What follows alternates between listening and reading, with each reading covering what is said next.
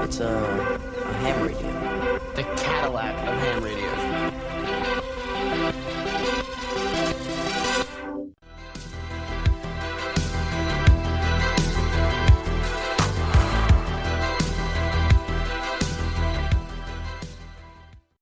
Hello everyone, welcome back to yet another episode of Ham Radio as Stranger Things podcast. We've got a great episode for you today as usual, but first, we have a little housekeeping to take care of, and I'm going to turn it over to Jasmin to let you know where you can find us on social media and where you can listen to the podcast. Thanks, Ashley. You can find us on Instagram at Ham Radio Media, all one word, on Twitter at HamThrough, on YouTube at Ham Radio Media, or using our handle HamRadio1983. We also have a Discord you can join, which is linked in the description of this episode. If you have a fan theory or question you want to share, you can email us at hamradiomedia@gmail.com. Ashley also has a fanfic on AO3 entitled Stranger Things College, which is also linked in the description. The podcast is available on all major podcasting platforms, including Apple Podcasts, Spotify, iHeartRadio, Amazon Music, and much more. If you like the show, please consider leaving us a rating or review. We have a lot of totally tubular stuff coming up, so be sure to follow us on social media to keep up with the podcast and all of our new content. So welcome back everyone to another episode of Ham Radio Stranger Things podcast, and we are back today with another episode. But before we do that, we want to let you guys know that we have recently started using a new editing and recording software called Riverside for our podcast, and we both really love it. We've been on the lookout for new editing software for a while, and so we've been really impressed with the quality of the audio. It sounds amazing after it's been recorded. So if you've got a podcast or you're regularly doing audio editing or anything like that and you're looking for something new, we'd highly recommend that you try out Riverside, and the prices are very feasible in my opinion. I was very impressed with the prices compared to other software like this, and it's also very easy to use once you get the hang of it. But you can try out the software for free by using the link in our show notes. So with that, we're going to kind of get into the episode. We're going to first just give you some rundown of the October and November season 5 behind the scenes bonus content that was released, and then we're going to give you a brief recap of Stranger Things Day. Then Jasmine's going to give you a movie review. So Jasmine, would you like to start by giving the people the rundown on the October and November bonus content? For sure. So, on Tuesday, October 29th, the broadcast channel shared a photo of one of the tunnel sets. It's looking inward towards one of the tunnels with another part branching off. We've gotten a lot of footage, a lot of photos and videos of the tunnel system so far, so it looks like this will be a major component of Season 5, similar to how it was a major component of Season 2, which is always exciting. On Wednesday, October 30th, the broadcast channel shared a video of some garbage, compost, and recycling bins in a hallway with lights flashing overhead and smoke coming out of the compost bin. So fans have speculated as to what this is. Presumably lights flashing or some kind of Vecna battle, something to do the upside down, although it's unclear why the compost bin is smoking. I guess we'll find out. On Thursday, October 31st, for Halloween, the broadcast channel shared a video of a crew member bringing Finn Wolfhard an ice cold vanilla oak latte outside of his trailer.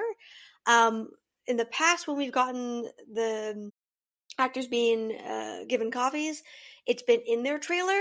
The fact that they handed this to Finn while he was outside of his trailer makes me think that maybe there's something inside the trailer they don't want us to see, because that's the only time that's happened so far.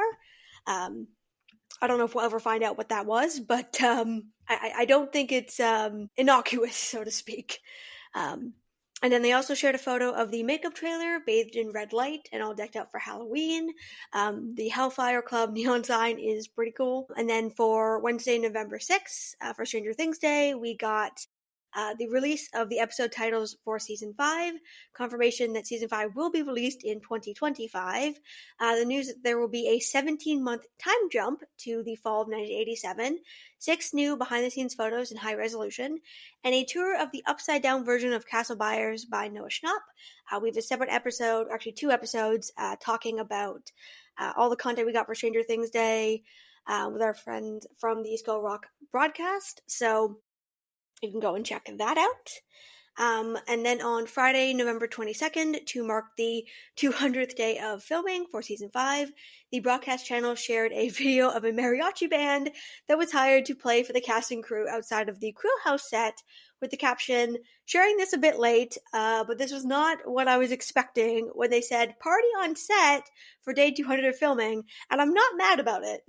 If you haven't seen the video, go check it out. It's hilarious. They've basically got a mariachi band singing the tequila song for the crew, which is just like very random and hilarious. Like, imagine you just walked into your job one day and they were like, "Oh, there's a party," and you walked out and there's just a mariachi band.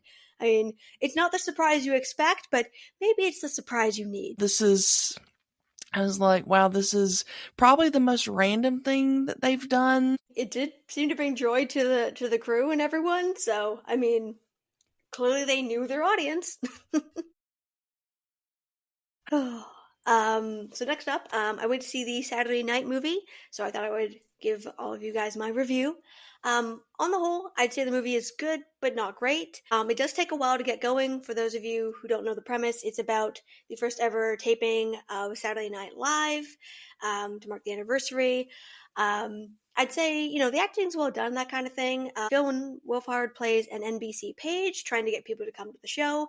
Catherine Curtis, who plays Claudia Henderson, Dustin's mom, plays an NBC censor, who doesn't know what anything means. Honestly, the vibe this project gives, it really feels like a passion project. So it was written by Jason Reitman and Gail Keenan, and directed by Reitman. They worked together on Ghostbusters Frozen Empire. So it really does feel like a passion project that they got their friends together to do. Like, it's a good film, and like if it's available for streaming where you live, I'd recommend, checking it out, if you're a fan of Saturday Night Live. But all in all, like, it's good, but not great is honestly what I'd kind of say. Something I found interesting is that there was a lot of promo before the film came out, but since its release, there hasn't been a lot of promo. Like, I was the only person there when I went to go see it in the theater. So yeah, it really just comes across like a passion project. Good, but not great. Yeah, I've literally haven't heard anything about it since it came out. Like, I remember before it was all over the place, and now like it's been like crickets. So I'm like, wow, is it that bad? Yeah, it's not bad, it's just not great.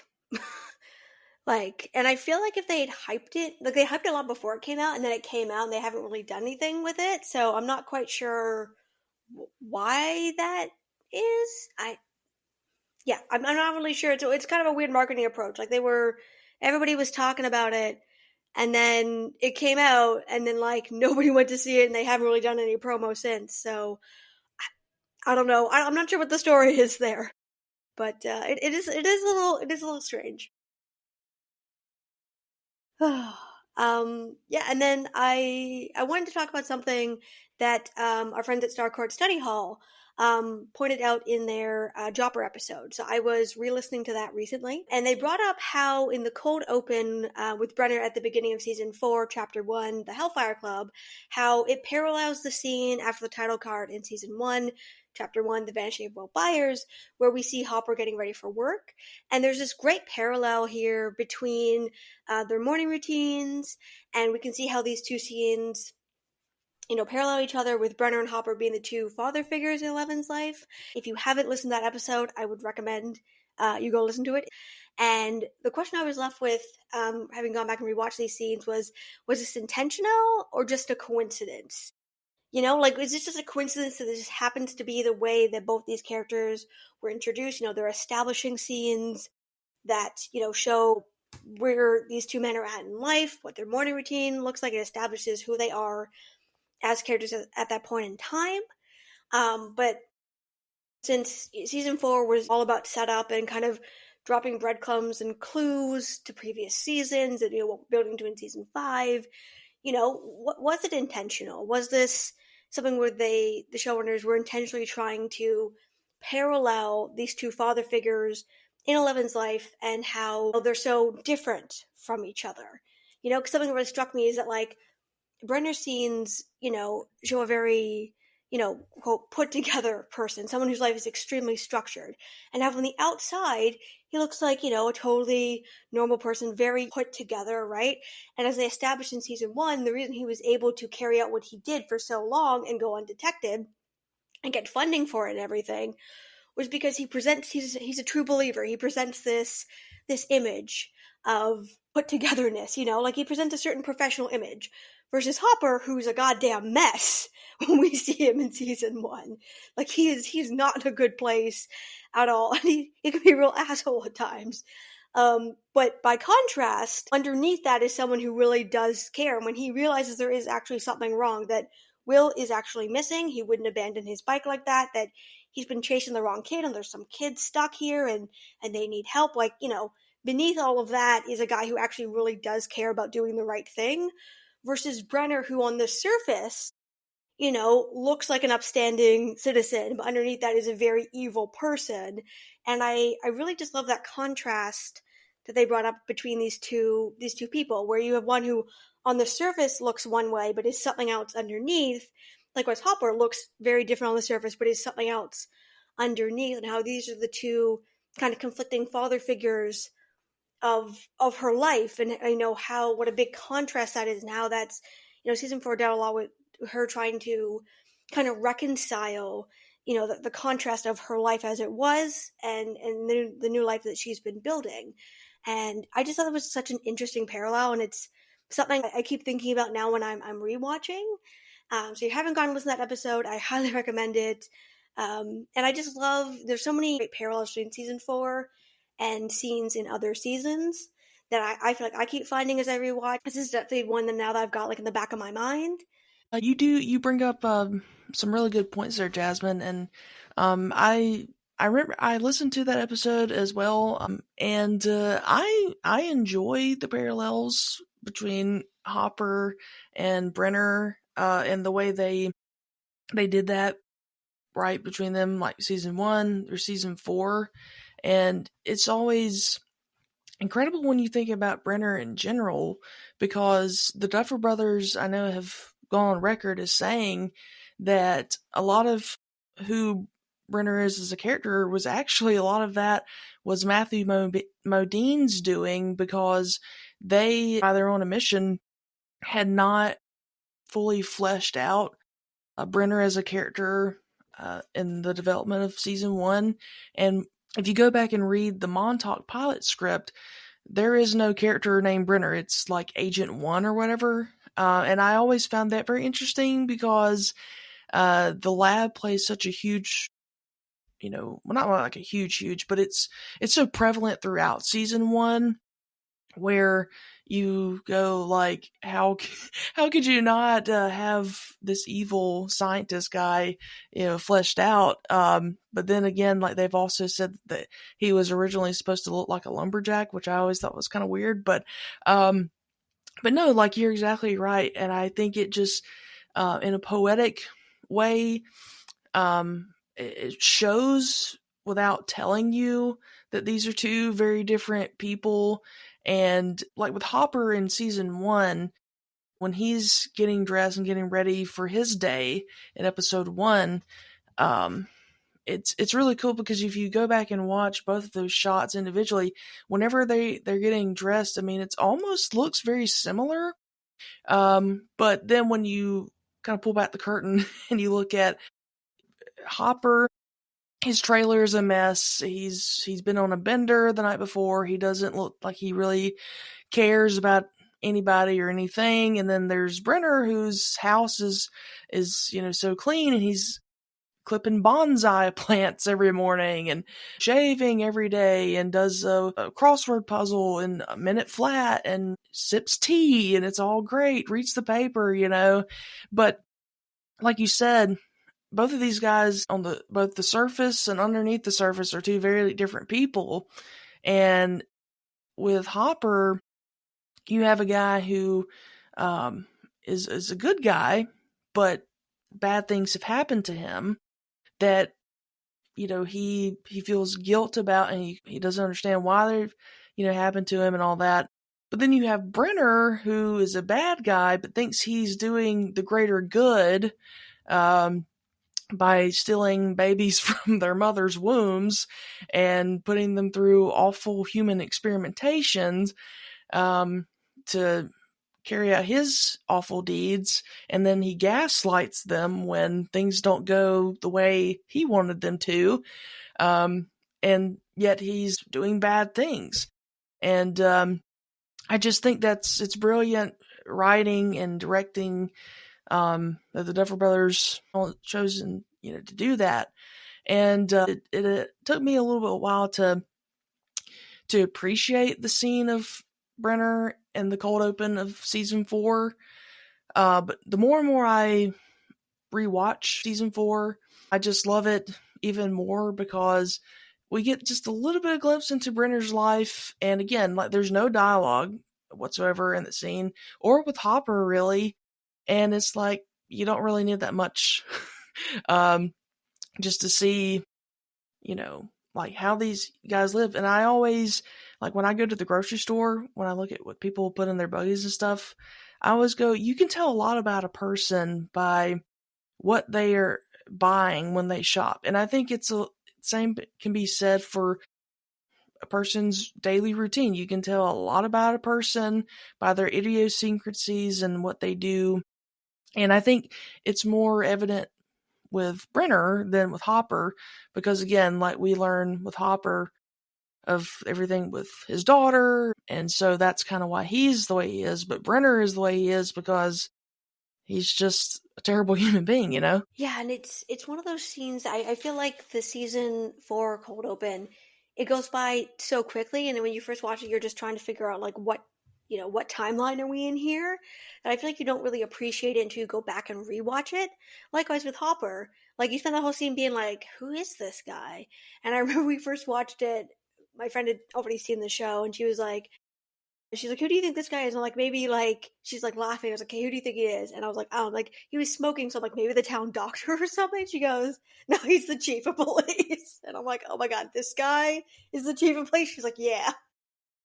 And, like, that's, that's the joke, right? Like, it's supposed to, the scene with Hopper is supposed to kind of, pull the rug out from under you. And kind of the whole point of season 1, I was just reading an interview the other day, from after season 1 came out with, there was done with Joe, Charlie, and Natalia. They talk about how what attracted them to the script was how the Duffer Brothers set up all these stereotypes in season 1, and then slowly they flip them, and they, like, subvert your expectations. That was what made it so attractive to them as actors. And season 1 is really about that. It's about setting up these 80s tropes, and you think you know the story you're watching, and then flipping them. And it's so interesting that when we see a similar scene in season 4, it's about, you already know this character, but we're showing you the way he sees himself, the way the world sees him. But, we know the truth, but the world does not. And I feel like you really don't appreciate these scenes until you rewatch them, because as you watch them the first time, you're just trying to understand what's going on, what the context is. Exactly, and that's why I still wish that we could get like a Brenner graphic novel or something, just to be able to learn more about him. I mean, I hope that we see Brenner in some flashbacks with Henry in season 5. But I mean, Matthew Modine has been very quiet this time around. I remember with season 4, it was like he basically was saying, like, all the time, like, yeah, I'm going to be back in season 4. But he's been pretty quiet for season 5. But I mean, that's why I love Vecna as a villain. But at the end of the day, like, you can't get much worse than Brenner. I mean, I'm not excusing anything that Henry has done, because he's done wrong things too, nor am I condoning what he has done. But I mean, Brenner, at the end of the day, is kind of a big cause of all of this, and he's, I think, the true villain at the end of the day. I mean, I feel like that's how we're going to reflect on this show forever, is that, I mean, really, if Brenner hadn't done what he did, or maybe he did make the right choices by not letting Henry be around children or other people, maybe we don't have a show. Who knows? Yeah, and I agree. I think for sure Brenner is the ultimate villain because something I feel like they really make clear with Henry's character in season 4 is, and this is the thing they've touched on from season 1, is hurt people hurt people. You know, Henry Mm-hmm. becomes Vecna. He becomes who he is because he's been hurt. You know, like, yes, I do think he's a case of being wired wrong. I mean, he goes after his own family, but how he escalates to Vecna after that, I think is a direct result of, you know, what he suffers. And Brenner knew what this kid was capable of, and he, you know, built the program around him. If he didn't know, that would be one thing, but he knew. And I think it's a theme you see time and time again with the bullies, with different characters' behavior, with a character like Billy, and the fact that Vecna uses that, the fact that people are haunted, the fact they've been hurt, and then goes after them is this kind of like, I don't know, it's very sick and twisted. You know, this, like, he thinks he's been hurt, so he thinks he's, in his mind, he's saving them, you know? And I think that's what makes Brenner the true villain, right? Because this isn't somebody who's been hurt, who's inflicting pain on others. This is someone who truly believes he's doing the right thing for the greater good. Whereas I think all the other villains we encounter along the way are characters who you can tell have been abused, have been hurt, have suffered, and they're turning that inward, they're turning it outward. And I've always found the exploration of that this show does to be really interesting, because that's what makes a compelling character, right? It's, okay, they're doing this thing, why are they doing it? And yeah, and I think at the end of the day, like, Vecna's a scarier villain, I think, like, physically, but in terms of psychologically, who's the worst villain here, it's definitely Brenner, because, you know, he knew what the stakes were, he knew what Henry was capable of, he saw what happened, and even after all that, he tries to restart the program with 11 in Nevada. Like, he knows how this story ends, and he tries to do it again, and 11 calls him on it. It is like, are you insane? Like, basically, that's the word she used, but she basically looks at him and is like, what the fuck, man? Like, you just, you know how this is gonna end, and you're doing it anyway. And the man never learns. He learned nothing. Like, literally the only thing that Martin Brenner really learned from his experiences in season 1 was, how to make a better sensory deprivation tank that maybe will not cause the child that much trauma. That's the only thing that he learned. You know? And that was it. Yeah, and I mean, I know it's not like blatantly like told to us in season 4, but Brenner was essentially recreating what was it called? I think it's called like Project Indigo or something in the show, with, you know, everything with the rainbow room and stuff.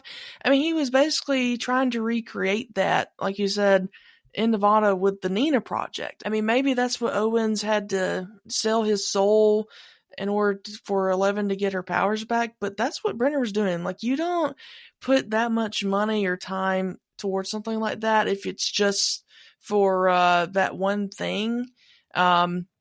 And Brenner, you know, like, as we learn in episode 8, he's got an ulterior motive. He had one the entire time. And I honestly believe that when he said, you and I are going to complete our work here, and I'm like, I mean, it's already done. I mean, how much more do you want her to do? She's got him back. I mean, she's already learned everything, like, by hands-on experience throughout the rest of the show. She doesn't really need you anymore. I mean, what else are you going to be doing? And then it's like, probably the same thing he did with Henry. Recreate through her, and again, that's what makes him so good, but also makes him so bad. And when we were talking about him versus Hopper, I think back to season 2 when Hopper was keeping 11 from the world. He was doing that for her safety, for her own good. Whereas Brenner was like with Henry, keeping him locked up in the lab for what? Like, what purpose? I mean, that point did he serve? I mean, Brenner knew like what he did as a child, and I guess something else went wrong too, between 1959 and 1979 for Brenner to implant Soteria into Henry's neck, because the fact that Brenner had to do that to keep from happening what eventually did happen with the massacre at the lab. And it's just like, I go, what purpose did any of that serve? I mean, why keep this guy in an orderly position? Like, why do that? Exactly, because, like, at that point, you know what he's capable of. He, that seems to imply he was teaching them and he was working as part of the staff. And then something happened, and it was clear he could not do that anymore. And so instead of, moving him somewhere else or euthanizing the guy, he kept him there, Yeah. but didn't allow him to use his powers.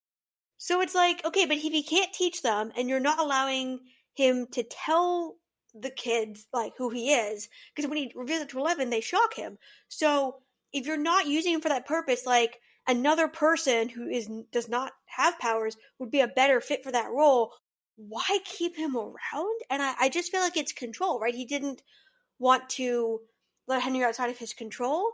But then again, Callie got all the way to Chicago. So I feel like I kind of hope they explore that more. That's either a plot hole or there's more to it than we know. Because yeah, it's like, what was the point? And I think it just shows the different motivations between Owens and Brenner, because in season 4, because like that scene when he's like, good for us. I think what Brenner convinced Owens of was that this was all to get her powers back. Because I don't think, Owens doesn't want to take over the world. He's trying to protect it. Whereas Brenner, like you said, his plan was, that was never his plan. He just lied to get what he needed so he could restart the program. That was never, like, that was always his plan, which is why I think Owens was so confused. And like, that was never his plan. His plan was always to, Owen's plan was, okay, let's get her powers back, do whatever it takes, and then, like, let's deal with this evil. So, this is, the world is rid of this evil and we can all move on. But I think Brenner's plan was always, to rebuild, like you said, Project Indigo, and to rebuild MK Ultra, rebuild the program. And yeah, like, that was the whole thing. And when that moment Al realizes this, that, like, yeah, like, he was never going to let her go. He was never, like, he says that, but he's got the syringe with him. Like, he was never gonna, that was never his plan. I know. I don't intend to use this 11, when he's got her in the dog collar and stuff. And that was his downfall. Like, if he had not done that to 11, they probably could have gotten out on time, and Brenner probably wouldn't have lost his life. But you know what? That cost them valuable time, and it ultimately cost him his life at the end of the day. And one day I hope we are able to talk about episode 8 before season 5 comes out, because I feel like that episode, I mean, it's probably one of my favorites in the season to begin with, but I feel like that episode gets very overlooked a lot of times, and I just think there's some very important nuances in this episode, especially between the scenes between Brenner and 11, especially when she confronts him, because we not only learned so much about everything that's happened, but I feel like we've, in a way, learned a lot about maybe some things to come in season 5 from that, about maybe some of Henry's motivations. But yeah, like when she's like, when she tells Brenner, you were having me looking for Henry, and it's just, it's so Shakespearean when you think about it, that Brenner could have had the opportunity to come face to face with Henry, now Vecna, and in season 5, and to see what his actions led to. And it's just it's crazy we're not going to get to see that, and that Brenner really could have had a real opportunity to actually do something good in the world. But I mean, I think the big question is, if Brenner had not been killed, and say he had not been killed, and he did go back to Hawkins with 11, and we do have that confrontation between him and Henry, do you think that Brenner would say, give the order like, hey, go kill him? Because I don't really think so. I think that Brenner wanted 11 to look for Henry so that Brenner could know where he was and maybe to bring him back to the lab. Maybe one day for her to try to kill him. But I don't know if Brenner could have done that. I don't know. I mean, he had many opportunities, like you said, I hate to even say it, euthanize Henry, but he didn't. And so, yeah, I just, at the end of the day, I don't think that Brenner could have been man enough to say, it's for the greater good. It has to be done. Yeah, I don't think he would have, because, people have pointed out that he's a lot harsher. Like, the Brenner we see in season 1 is much harsher than the one we see in the flashbacks in season 4, and that the massacre, hardened him a lot. He was already a bad person, and I think that's because, he sees these kids as his property. And when they were killed, and 11 made that possible, he was angry, and he was overprotective of this one creation, which the remaining one, right? Like, you had Henry and you had 11, and that was it. And I think maybe that's part of the reason, like, the fact that Kali was able to escape indicates that perhaps other children did escape over time, but when they had lots of kids and funding and kids were coming in and blah, blah, blah, that wasn't as, like, it was a problem, but it wasn't as big of an issue, maybe, than after the massacre, when, it seems to me kind of implied that, okay, the government basically said, all right, well, we'll give you the funds to maintain what you have, but we're not giving you, like, you can't take in more kids. We're not expanding this program. This is it. I think it's part of the reason he got so, like, obsessed and kind of, like, paranoid about 11 and was, like, so agitated and intent on getting her back, because, the implication there is if he didn't get her back, that the program was over. They would not let him restart, because in the government's eyes, it's like, okay, well, you did something stupid, and, all this stuff was destroyed, all these people were killed.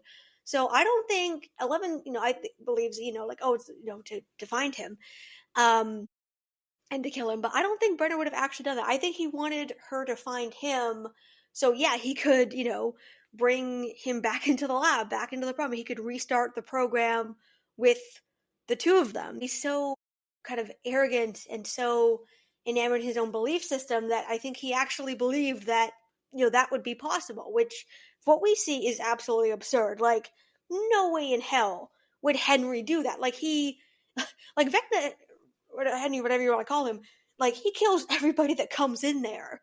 Apart from Will, Joyce, and Hopper, which, is a whole other thing. But he kills, like, literally, like, the intro to season 1. Every person they send in there, just whack, gone. So there's just no way. And I think he sees them as his property. And I think maybe that's part of why he didn't kill Henry when he knew he should have, because he wanted to explore other worlds and see what this kid could offer him. And then after he did all that, or whatever happened that caused him to put Soteria in, he knows he should have, but he couldn't, bear to do it because he couldn't bear to give up control. And that was then his downfall. Also, the audacity of someone to put a shock collar on her and then, be like, I don't intend to use this, and then, like, stick her with a syringe and then be, like, shocked when she won't, like, forgive him and help him as he's dying. Like, dude, what were you expecting? Tell me you understand. Like, how can she? You're giving mixed signals. Even if she wasn't, I just love that scene so much, where she's just like, yeah. Nope. Nope. I know, and I think that's probably some of Millie Bobby Brown's, like, best acting, is in, like, that one moment when she just, with little tears in her eyes, just goes, goodbye, Papa, and then, gets up and leaves. And like I've read like on like Reddit and some Discord posts about like people thinking she was sad because that's kind of the only father she's figure she's ever known, because I mean he was basically there from her through infancy on the way up to like when she was like 12 years old, and that's why she was crying. And I'm like, oh, I mean, she wasn't like really crying, but I think she teared up because I think she was just really sad that even in the end, when he knew he was dying, he could not say, I'm sorry to her. And I think that Yeah, hurt he couldn't her. apologize. Yeah. And I think that hurt her, uh, to know like that he knew like at that moment, like she finally understood everything that he had done, and she called him out for it. And again, instead of just taking ownership and responsibility for that, he tries to gaslight her, and again doesn't apologize for what he did to her or the others or her mother. And I think it hurt her to know that this man would rather die and forever never be able to make things right than to just make things right in his dying breath.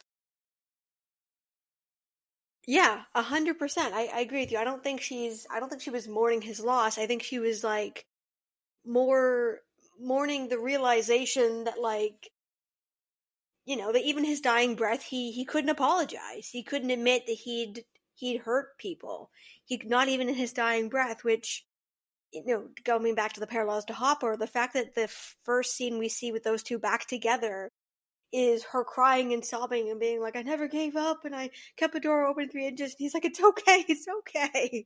And he's holding her and she's so distraught, and he's just, he's like, it's okay, it's okay. Like he doesn't, outright apologize. You can tell in his voice, he's just like, it's okay, it's okay.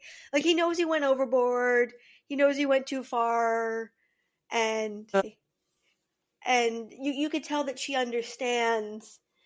And it's just such a sweet scene, and I think it's such a great parallel between, I think especially when you're talking about a parent or, someone that's in charge of you, a relationship like that, it's about it it's as much about what somebody says as their intention. Like both matter a lot. And I think you really see that. Hopper is somebody who, uh, it's kind of a toss up whether he gets it right or wrong, but he really is someone that keeps trying because he knows he's a flawed person. Whereas somebody like Brenner, who is so convinced that he is 100% right, he will not accept anybody else's reality, no matter how, like it slaps him in the face, and he still can't admit it, can't accept it. Versus someone who knows that they are flawed and they've made mistakes and they're still trying to do better, and they know they have to do better. And I feel like that's the difference, right? Between someone who genuinely cares for you, who's trying, who doesn't always get it right, versus someone who, is so convinced themselves they are doing the right thing, but it clearly is not. And speaking of the lab and the upside down and all that stuff, we talked in a previous script episode about the demo pit scene in Russia, and how the Demogorgon is a lot more aggressive and humanoid than we saw in Demogorgons of past seasons. And I wanted to share something I noticed while rewatching recently, which is that I think it's possible that the Demogorgon in Russia is more aggressive and humanoid and able to jump and run, whereas the others couldn't because it was going in the lab by the Russians, whereas the other ones we saw in past seasons were born the natural way and lived the upside down before Vecna got there. So, they came about, through the whatever the natural Demogorgon process is, like organically. And we're all either pre-existing or, we're born however Demogorgons are born the natural way.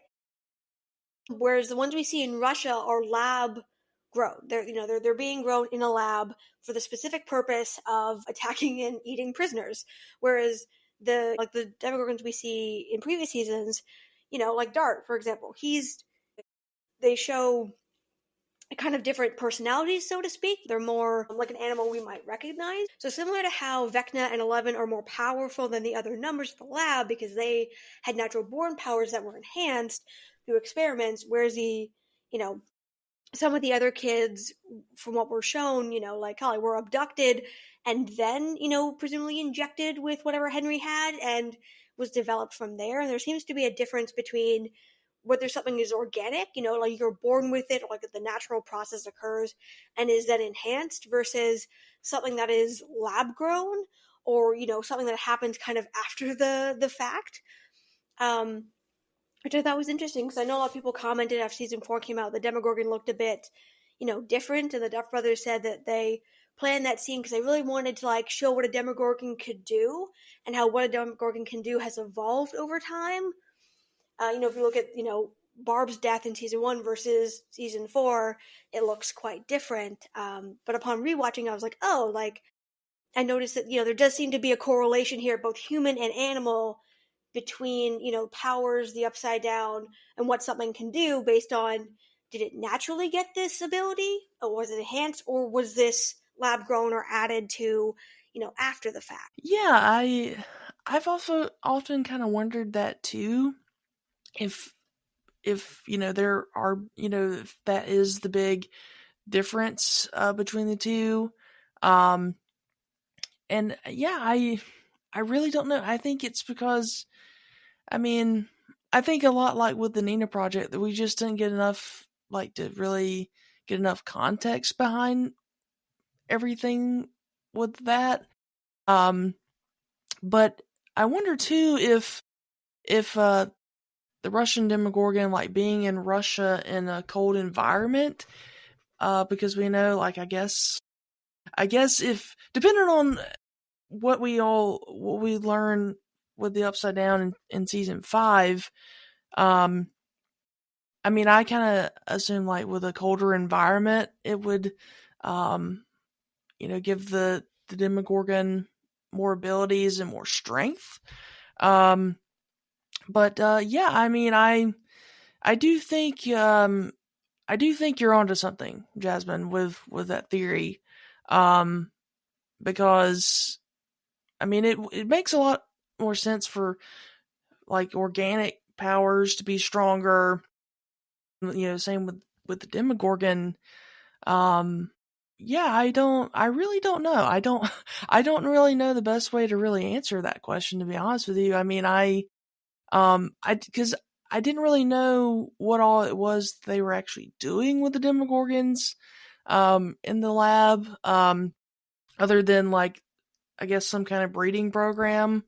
But I kind of thought, like with the Demogorgon when, or I guess maybe it's a Demodog, when Hopper, sees it being strapped down to the table, that was like split open. I kind of thought that they were trying to like remove, like the particles that were in them, because I always kind of thought, how did they get the swarm of dust, the swarm of black dust? But when we know, like, as the Russian guard said, like, the black dust, went back into them. So yeah, I don't know. That's definitely something I would love to see in a spinoff, like, to get more context behind all that. But yeah, I really don't know. Yeah, and I'd love to know more about what they were doing, because my interpretation was that they were like studying, they were growing the Demogorgons and the Demodogs, and then they were like opening up so they could like study them more to try to like understand more like what they were and stuff, which, side note, seems to indicate that whatever intel they got from spying on the Americans indicates that the lab never got that far. Yeah. Because, like, they don't need to do that if they already have the intel for the Americans, and we know that goes all the way back to season 2. So, and I forgot to say, they built an entire lab, so just a side note, apparently that seems to indicate that, like, every time they tried to, like, get something out of the Upside Down, that Henry was just like, nope. Like, just knowing that context now, those opening scenes, like the opening scene of season 1 is terrifying, right? Because the guy goes down there and gets swallowed up, and like when Brenner comes in to talk to Hopper, he talks about the number of men they've lost, and how everyone that goes in there, the rope, severs. But knowing now that Henry's kind of that's his realm, he's in charge of the whole thing. Just the image of him just being like, like pawns on a chessboard. Done. Like, he's just sitting up on his throne being like, and another one. Yeah. He's just, like, he's clearly in control of who lives and who dies down there. And so, like, it's this big unknown, and then, which is what makes it so scary, and the tension works so well. And then you get to season 4 and you realize it's just him being real petty, just being like, nope. Like every time they send somebody in there, just swatting them away. I will say that Henry did seem to be a little bit nicer in the first part of season 2. I guess maybe he, really liked Dr. Owens over Dr. Brenner. I mean, then of course, until, the lab people pissed him off by burning him interdimensionally. So big mistake there, but I feel like they had something going until that. Yeah, and I'd love to know in season 5 if was sparing Owens an intentional act. Like, does he have a plan there? The same way that he let Joyce and Hopper, basically disconnect Will and bring him back. Was there a plan there? Or was it more that he was distracted, like he was, because he's getting burned and they're fighting on all fronts? Was it more he can't do everything? Or was it more of a planned thing, the way it was with Will? I would love to know. And everyone speculates, when did they decide that Henry / Vecna / 1 was the mastermind? I think it goes back to that, right? Like, how soon? We know that wasn't the case in season 1. But how soon? Was it season 2? Was it season 3? I'm just, I would love to know. Yeah, and I would also love to know how Dr. Owens knew that Henry was behind the killings in season 4. Like, he was very confident. Like, I saw the eyes. I knew that was Henry. And like, why are you just now saying this, sir? Yeah, I'm so excited to get into what Owens knew, because you've always, something that I think they did do a good job is you always got the sense that Owens knew more than he was letting on. You always, and the scenes with him and Hopper, you always kind of got that sense. So I feel like they gave themselves enough wiggle room there with giving him that aspect of his personality, that it's kind of like you always kind of knew he knew more than he was saying. More than he was letting on. So I feel like they've given themselves enough wiggle room that if they want to go back and explain, like how he knew, I feel like, they've got like an open enough door there to get into that in season 5. So it'd be cool if they did. For sure. And that's our show. If you like what you heard today, be sure to subscribe and tell your friends. Our theme music is provided by Neon Knights. Thank you for listening to this episode of Ham Radio, a Stranger Things podcast. Please join us next time, same dial, same time. Over and out.